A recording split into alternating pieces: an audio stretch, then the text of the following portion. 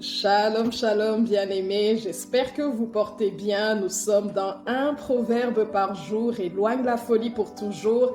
Cette semaine, je vous propose le psaume 2, le verset 7 qui nous dit, c'est un psaume très connu qui dit « L'Éternel m'a dit, tu es mon fils, je t'ai engendré aujourd'hui. Demande-moi et je te donnerai les nations pour héritage, les extrémités de la terre pour possession. » En tant qu'enfant de Dieu, le Seigneur vient nous faire cette promesse. C'est sûr que ce psaume, c'est plus un psaume qui parle de Jésus, qui parle de la postérité de David.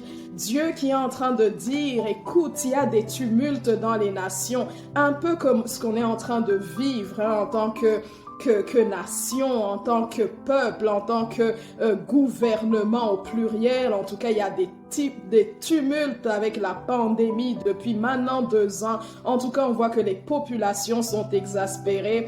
Apparemment, les gouvernements sont également confus. Mais la parole de Dieu nous dit, demande-moi en tant qu'enfant de Dieu, en tant qu'Église de Dieu sur la terre, demande-moi les nations pour héritage, demande-moi les extrémités de la terre pour possession. Dans la prière, le Seigneur nous invite à demander. Il nous dit ce que vous allez interdire, lié sur la terre, sera interdit, lié dans les cieux. Donc Dieu nous exhorte en cette situation, en tant qu'Église, non seulement en tant qu'Église, en tant que corps de Christ ici sur la terre, mais en tant qu'individu, chez toi à la maison, chez moi à la maison, Dieu nous fait cette promesse, il nous dit, demande-moi les nations pour héritage, les extrémités de la terre pour possession. La parole de Dieu nous exhorte à prier pour nos gouvernements. La parole de Dieu nous montre même qu'à un moment donné, Daniel, une seule personne, parce que Dieu ne cherche même pas la multitude, il cherche un seul homme qui se lève. Daniel, à un moment donné, il va prier pour sa nation. Il va dire, je vois que les temps sont accomplis pour que s'accomplisse la promesse de Dieu.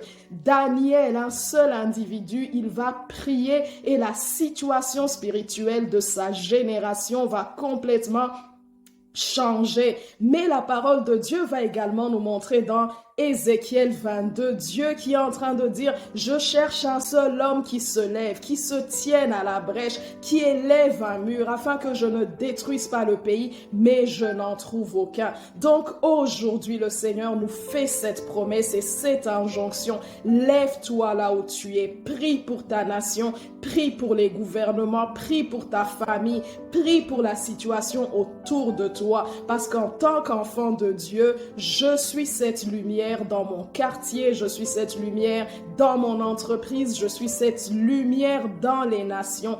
Partout où nous sommes appelés à prier pour nos gouvernements, à prier pour nos pays, à prier pour notre nation. Donc la Bible nous dit dans Psaume 2, le chapitre 2, le verset 7, demande-moi dans la prière les nations pour héritage, demande-moi les extrémités de la terre pour possession. L'Éternel, quand on lit tout le chapitre, il dit, il se rit, il voit, il dit, quel est ce tumulte parmi les nations? Il regarde ce que les gouvernements sont en train de faire. Il regarde peut-être ce que les fils de l'homme sont en train de faire. Il se rit, mais il dit, demande-moi, toi mon enfant, les extrémités de la terre pour possession dans la prière, pour la paix de ton pays, et je vais te les donner en possession. Le Seigneur vous bénisse avec cette parole dans un proverbe par jour. Éloigne la folie pour toujours. Bonne semaine, le Seigneur vous bénisse. Bye.